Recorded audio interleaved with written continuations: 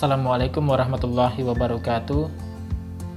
Teman-teman semua, pada video kali ini kita akan membahas cara mengisi daftar penyusutan dan amortisasi fiskal di aplikasi ISPT PPH Tahunan Wajib Pajak Badan Rupiah 2010 dalam rangka menyusun SPT Tahunan Wajib Pajak Badan.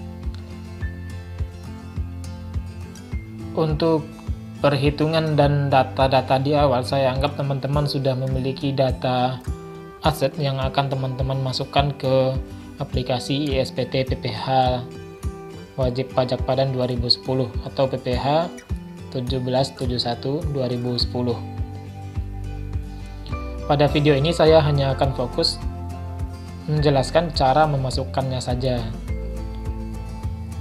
Sebenarnya untuk aplikasi ISPT ini cukup mudah dipahami. Jika teman-teman sudah memahami tentang SPT secara manual atau formulir SPT PPH Wajib Pajak Badan, maka untuk pengisian SPT di aplikasi ISPT itu sangat mudah dipahami. Oke, kita langsung saja untuk cara pengisian daftar penyusutan dan amortisasi fiskal. Caranya seperti biasa, di awal kita harus memilih atau membuka SPT yang tahun pajak yang akan kita isi. Di sini saya akan membuka tahun pajak 2020.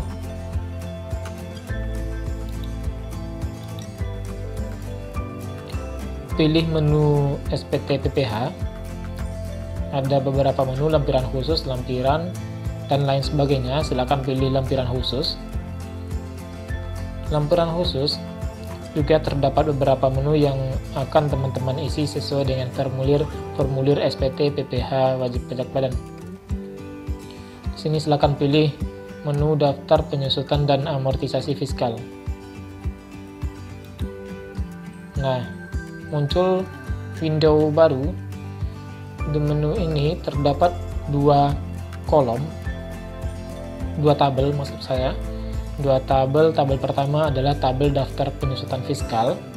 Ini untuk aset tetap yang akan kita masukkan ke daftar penyusutan fiskal. Kemudian juga daftar amortisasi fiskal. Untuk mengisi penyusutan fiskal, silakan klik baru. Nah, silakan isi data yang dibutuhkan. Data ini sebelum teman-teman mengisi di aplikasi ISPT mungkin lebih mudah untuk menyiapkan data-data yang dibutuhkan terlebih dahulu secara manual.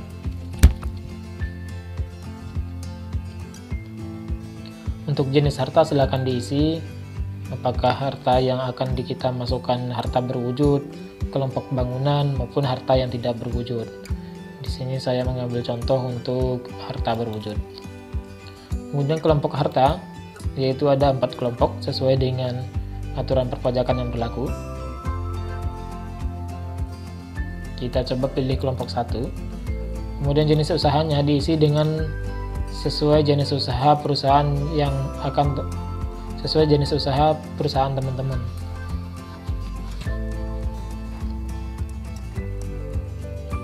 Saya isi untuk semua jenis usaha, yaitu selain dari 4 jenis usaha yang ini. Kemudian untuk nama harta silakan dipilih mebel, mesin kantor, perlengkapan seperti televisi, sepeda motor, tools industri, alat dapur, dan lain sebagainya.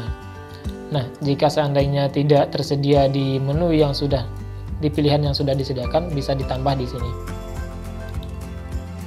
Oke, sekali lagi bisa ditambah di sini. Untuk menambah baru nama harta, silakan klik baru. Kode hartanya sudah otomatis.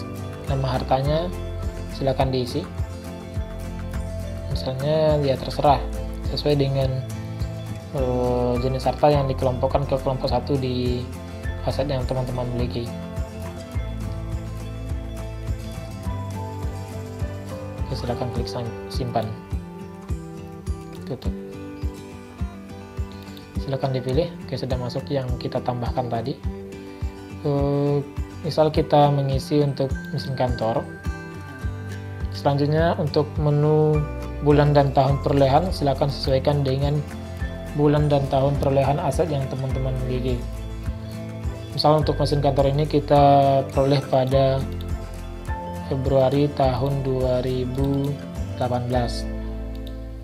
Untuk metode penyusutan komersial diisi dengan metode penyusutan yang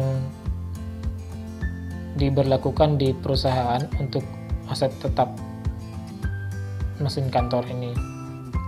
Hal yang kita gunakan adalah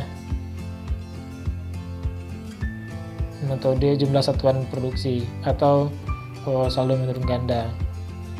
Sementara metode penyusutan fiskal yang kita pakai adalah garis lurus. Nah, untuk metode penyusutan ini silakan sesuaikan dengan kebijakan yang ada di perusahaan teman-teman sendiri. Dan harus konsisten dari periode ke periode masing-masing. Kemudian untuk harga perolehan, anggap kita untuk mesin kantor ini harga perolehan ketika pengakuan di awal yaitu sebesar 150 juta. Nah, untuk nilai buku dan penyusutan fiskal tahun ini secara otomatis tinggal klik di sini. Oke, maka akan otomatis terisi dan dihitung auto oleh sistem. Selanjutnya untuk catatan tentang harta, silakan diisi. Jika ini untuk catatan lainnya, mesin A SN 123456778. Ini untuk contoh ya. Silakan klik simpan. Pilih menu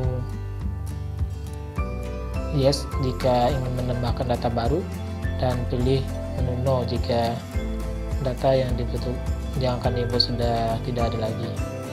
Oke, kita coba satu lagi. Untuk jenis harta, kita pilih harta berwujud. Ingat, urutan pengisiannya harus dari atas, karena jika tidak dari atas maka tidak akan kesulitan. Jangan diisi dari bawah. Misalnya kita coba isi dari bawah.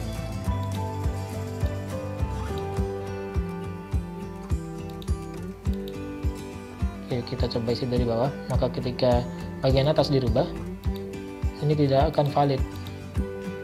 Nah, maka untuk pengisiannya, usahakan pengisiannya dari paling atas atau pilihan menu paling atas. Itu jenis harta, kemudian masuk ke kelompok, kemudian jenis usahanya, kemudian nama harta. Oke, untuk nama harta ini berbeda per masing-masing kelompok. Untuk nama harta yang muncul di daftar nama harta yang muncul di pilihan sini, maka akan berbeda dengan masing-masing kelompok. Kita coba untuk kelompok 3, maka nama hartanya akan berbeda.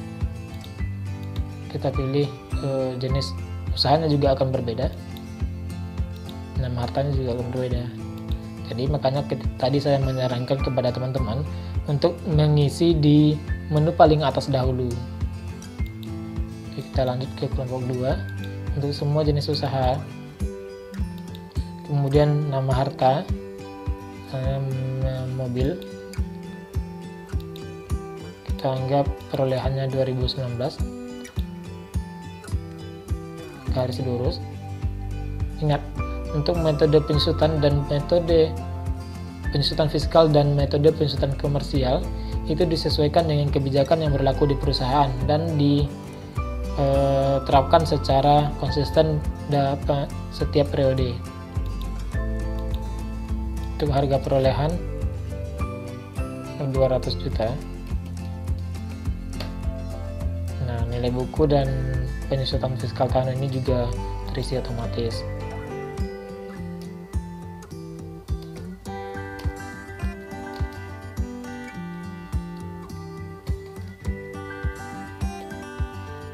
silakan klik simpan.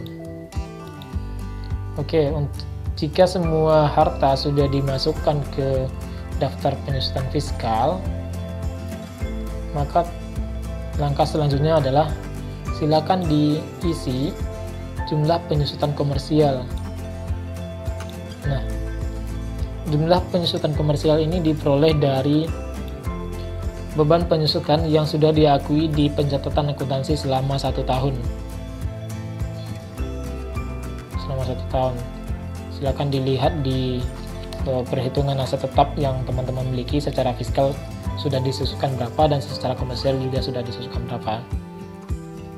Maksud saya secara fiskal itu sudah disusukan 62.500.000, diakui sebesar 62.500.000. Untuk komersial silakan diisi berdasarkan penyusutan yang sudah teman-teman hitung untuk semua aset tetap yang sudah dimasukkan. Cara gampangnya kalau saya biasanya langsung lihat dari laporan laba rugi, yaitu akun beban pensusutan dari 1 Januari hingga 31 Desember. Anggap penyusutan yang sudah kita akui secara komersial sebesar 70 juta. Maka terdapat selisih penyusutan. Ini akan otomatis masuk ke rekonsiliasi fiskal.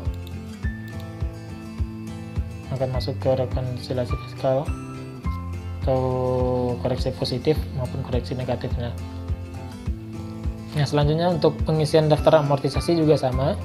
Silakan pilih baru, isi data yang telah tersedia, kemudian klik simpan dan lain sebagainya.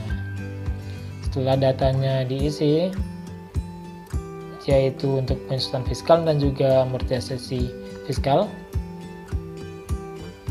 bisa langsung ditutup atau dicetak juga bisa.